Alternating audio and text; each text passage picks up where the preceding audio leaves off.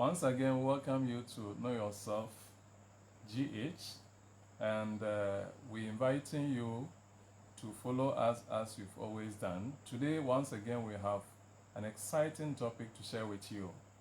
I believe you would love it.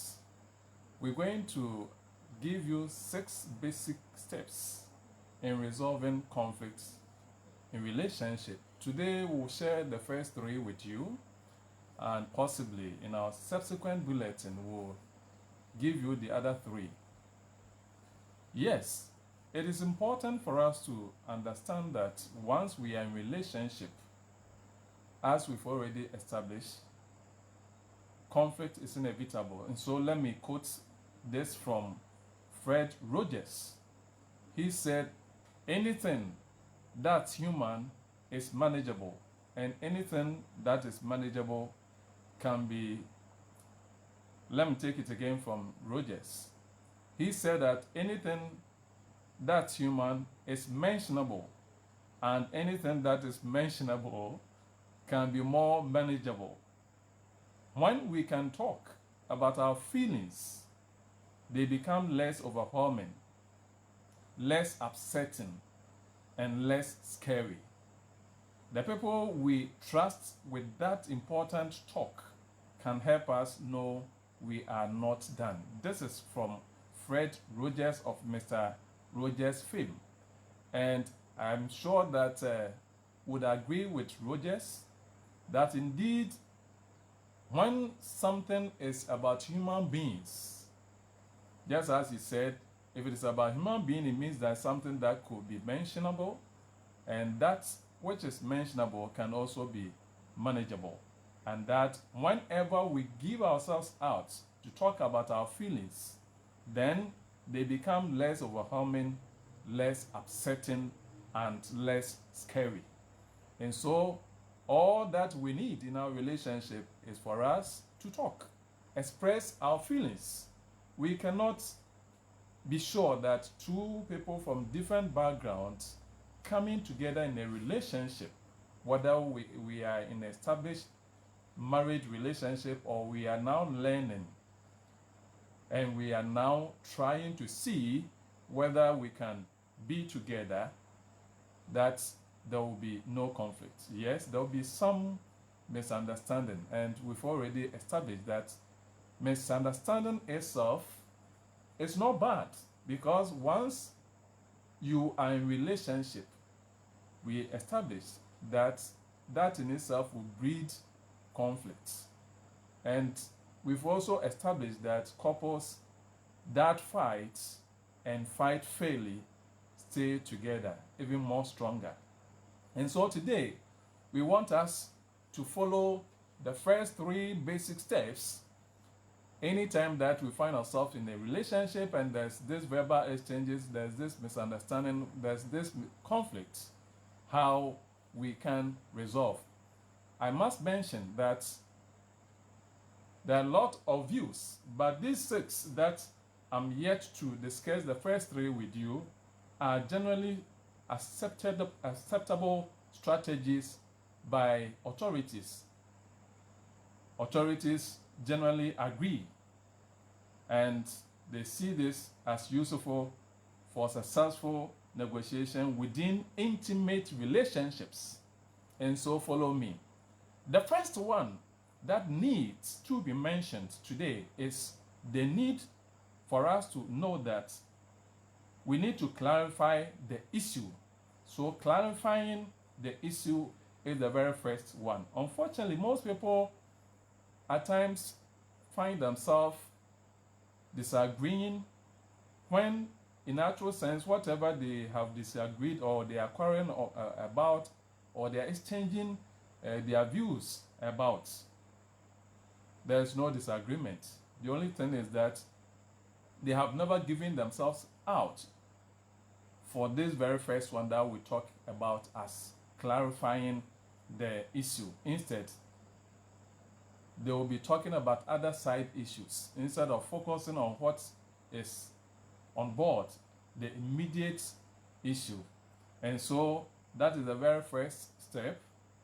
You need to understand that conflict and fight are probably caused as frequently by misunderstanding as they are by genuine differences. Often people agree over something they don't really disagree on, but only thought they did. And so I want you to understand the first step,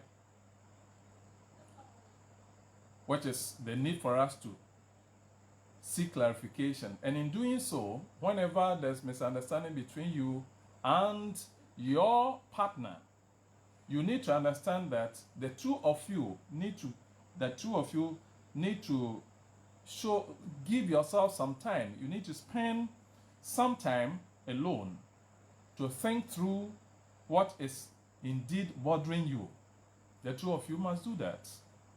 During this time, you should ask yourselves some questions that focus on the issue and on your thoughts, your feelings, and desires about what is actually on board. That is the issue on board. What are you feeling? How are you feeling? And what are your desires about what is happening? What situation or situations, you should ask yourself, might have triggered how you are feeling at that time that you have that misunderstanding with your partner? What was going on that made you feel uncomfortable? These are questions, rhetorical questions you need to find answers to yourself. How would I like things to be different? And what are some things I want for myself? So as you are clarifying the issue, that is the first step. I'm saying the two of you must give yourself this opportunity to reflect upon whatever might have triggered your situation. Then again, still on the issue of trying to clarify your things yourself, again, both partners should try to understand fully what the other partner is saying, using good listening skills. The listener should repeat back to the speaker what is being heard, both its content and its feeling, until the speaker is satisfied that the listener has understood the message. And in addition, the listener can ask questions to clarify or to elicit more information from the speaker. And so, yours as a listener, you are the receiving end. You try to give back to the speaker what indeed you believe you heard from the speaker. And I'm sure that when you give back to him by way of seeking or eliciting more information, seeking clarification, the person now, you see that is on the same page with you. Again, each partner in your quest to clarify the issue as the first step is responsible for keeping the discussion focused. You don't need to drift apart. This can be done by agreeing to talk at another time about side issues. At times when we have a particular issue on board, other side issues may have their way into the present discussion. So you would need to agree that if you could postpone that one till maybe later time, so that at the time of the disagreement, you can now talk and focusing on the present issue. Then, once you have done this, you say you can talk about that issue later. In that case, you may even use expressions like, let's refocus, or now, where are we? In fact, to keep the discussion from drifting, very, very important. Don't try to drift from the discussion on board. Then lastly, as you try to seek clarification on the issue, as you try to clarify the issue, as I said, Another point worth noting is that each partner should sum up what the other person has said after each person has had an opportunity to talk. Clearly identifying and echoing the problem ensures that both partners agree on what the issue is. And so please, I have said that the first step in resolving conflicts is to note that you need to clarify the issue. Because if you did, you realize that even what you are quarreling about, what you have had disagreement about, doesn't need it at all. Then, number two, after you have sought clarification, after you have clarified the issue, now you know what actually is on board. The next step is to find out what each person wants. Very, very important. You are people in an intimate relationship. Don't lord over your partner. And because the two of you are living together and you want the peace, harmony to exist and prevail in that relationship, everybody must feel satisfied at the end of resolving any conflicts. And so, finding out what each person wants is the next step you need to look at. After both people are clear about what the issue is, the discussion should shift to identifying what each person wants. Omitting this part of the process often leads to unsatisfied negotiations and repetitive fights. And so don't omit or don't skip this step of resolving conflicts in an intimate relationship. Try and give each partner an opportunity to come on board with what he or she also wants in all that is going on. This step is important because it helps minimize hurtful exchanges between frustrated couples. Each partner has to identify what he or she wants rather than recounting how bad things have been.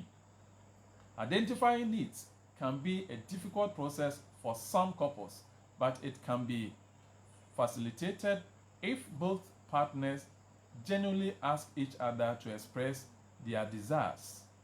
If one partner says, "I don't know what I even want," then it means the person is a signal that the person is not satisfied. So make sure to find ways and means. If you remember the other day we talked about timeout. If you think the tension is too high, then you can call timeout or foul. Other than that, find possible means to allow each partner to come out with whatever is disturbing him or her. Then lastly, today we said we are giving you 3. And so the third point that would consider as the step 3, and then we'll say goodbye to you for today, is identifying various alternatives. Now you have clarified the issue. You have also given each partner the opportunity to express what he wants in whatever the disagreement is surrounding. And so the third point is to identify various alternatives. Now you have told me what you want. I've told you what I also want. Now what are the alternatives available? And so during this step, partners look at the various options for achieving resolution. This step often leads to new insights. And so we do what we call brainstorming. We try to be creative. You come out with ideas, I come out with ideas, your partner comes out with an idea, you also come out with an idea. So various options are now raised.